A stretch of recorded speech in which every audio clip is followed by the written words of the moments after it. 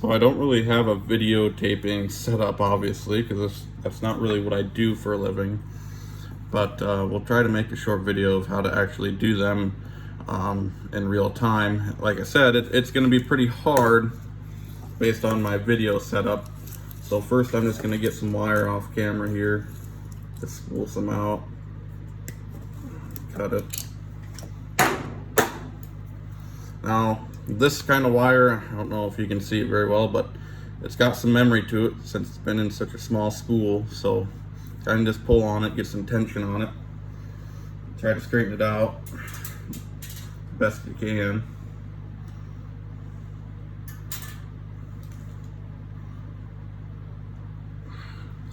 Now this is the stainless steel variety.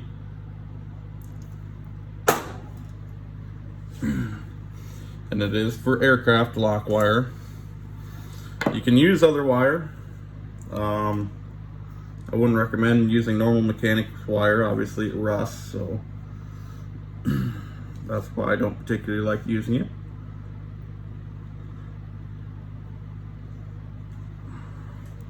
So then I kind of just use my finger on the wire here, get a little loop made at the one end, and just kind of stretch it out the best I can to get it straight. Obviously it's going to keep some of that memory to it.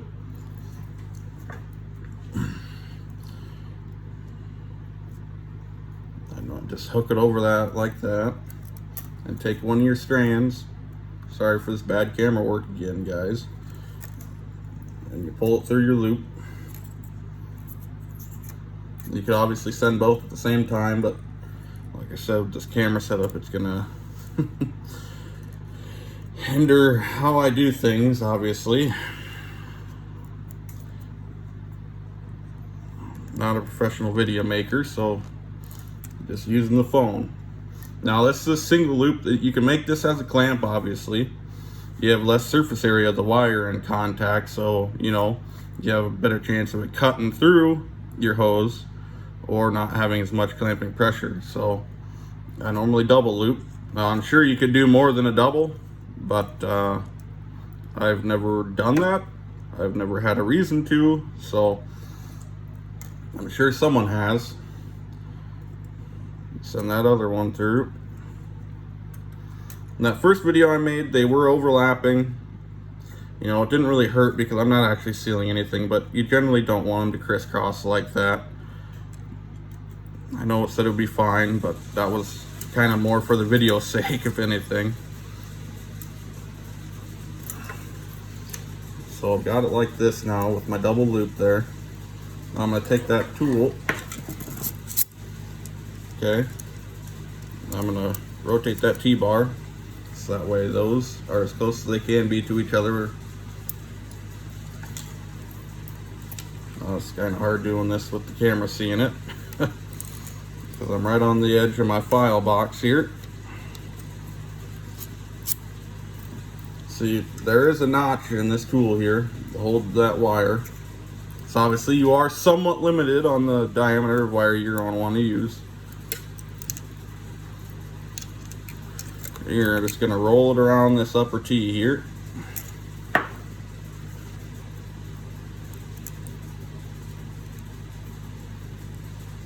Like that. I'll make sure I'm on my hose. Now what I like to do is I like to turn my T-handle just a little bit. Kind of start pulling that wire a little bit and get some tension on it. Another trick I like to do is I like to pull these two wires up and kind of just bread tie them up here. Nothing special, just to kind of get them out of the way. So now that you got a little bit of tension on there, you kind of work these wires on your back side here, trying to get them to sit together. Obviously with the memory in them, you might have to keep adjusting them as you go. So I know someone said this is very time consuming. It kind of is compared to a normal worm drive. So here I'm just tightening a little bit more, get a little bit more tension on them. It's definitely more time consuming, but it looks good as an end result if you do it the right way and you take the time to do it.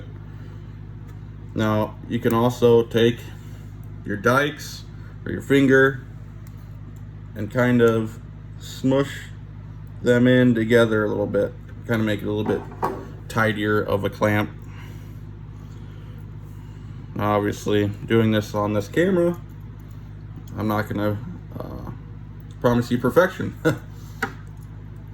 So I'm gonna tighten that a little bit more, get a little bit more tension on it.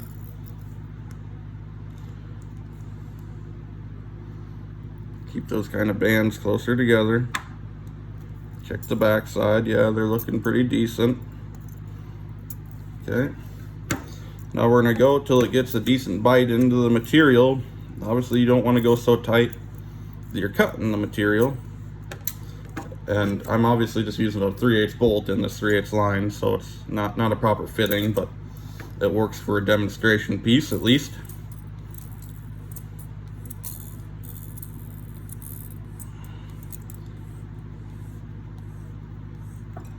Okay. On this back side here, I am a little bit spaced out. It's a little bit too tight to fix that.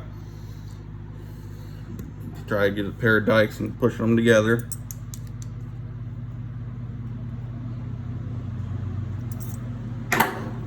There we go, that's a little bit better. Let's give it a little bit more.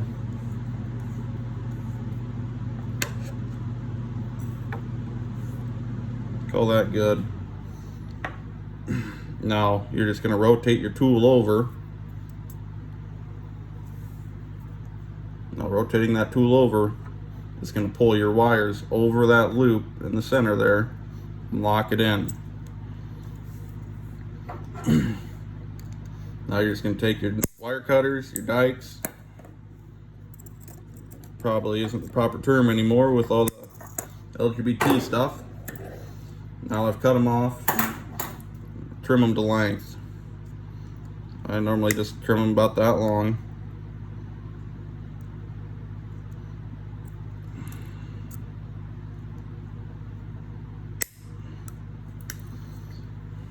Take the end of your dikes, push them down and into the material.